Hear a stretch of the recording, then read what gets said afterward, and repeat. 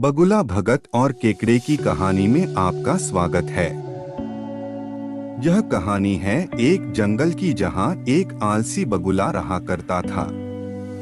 वह इतना आलसी था कि कोई काम करना तो दूर, उससे अपने लिए खाना ढूंढने में भी आलस आता था। अपने इस आलस के कारण बगुले को कई बार पूरा पूरा दिन भूखा रहना पड़ता था।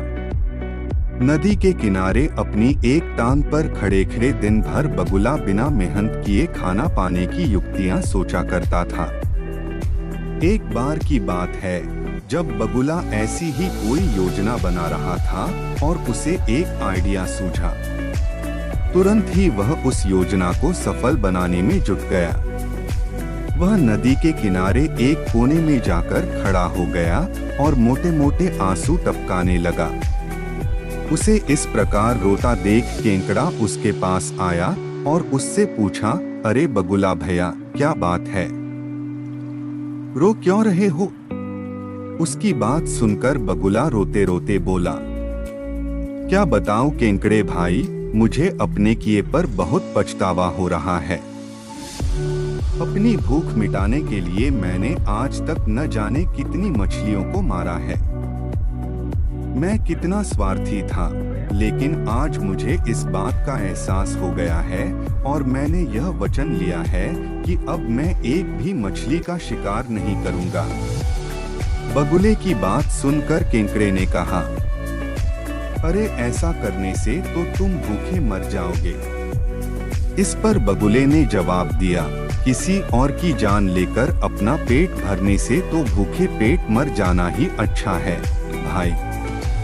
वैसे भी मुझे कल त्रिकालीन बाबा मिले थे और उन्होंने मुझसे कहा कि कुछ ही समय में 12 साल के लिए सूखा पड़ने वाला है, जिस कारण सब मर जाएंगे। केकड़े ने जाकर यह बात तालाब के सभी जीवों को बता दी। अच्छा, तालाब में रहने वाले कछुए ने चौंक कर पूछा, तो फिर इसका क्या हल है? इस पर बगुले भगत ने कहा, यहाँ से कुछ कोस दूर एक तालाब है, हम सभी उस तालाब में जाकर रह सकते हैं। वहाँ का पानी कभी नहीं सूखता। मैं एक एक को अपनी पीठ पर बैठाकर वहाँ छोड़कर आ सकता हूँ। उसकी यह बात सुनकर सारे जानवर खुश हो गए। अगले दिन से बगुले ने अपनी पीठ पर एक एक जीव को ले जाना शुरू कर दिया। वह उन्हें नदी से कुछ दूर ले जाता और एक चट्टान पर ले जाकर मार डालता। कई बार वह एक बार में 2 जीवों को ले जाता और भर पेट भोजन करता। उस चट्टान पर उस जीवों की हड्डियों का ढेर लगने लगा था। बगुला अपने मन में सोचा करता था कि दुनिया भी कैसे मूर्ख है, इतनी आसानी से मेरी बातों में आ गए। ऐसा कई दिनों तक चलता रहा। एक दिन केकड़े ने बगुले से कहा, बगुला भैया, तुम हर रोज किसी न किसी को ले जाते हो, मेरा नंबर कब आएगा?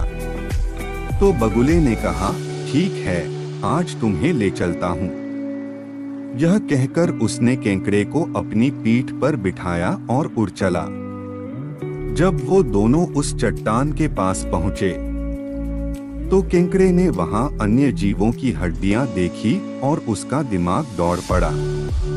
उसने तुरंत बगुले से पूछा कि ये हड्डियां किसकी हैं और जलाशय कितना दूर है।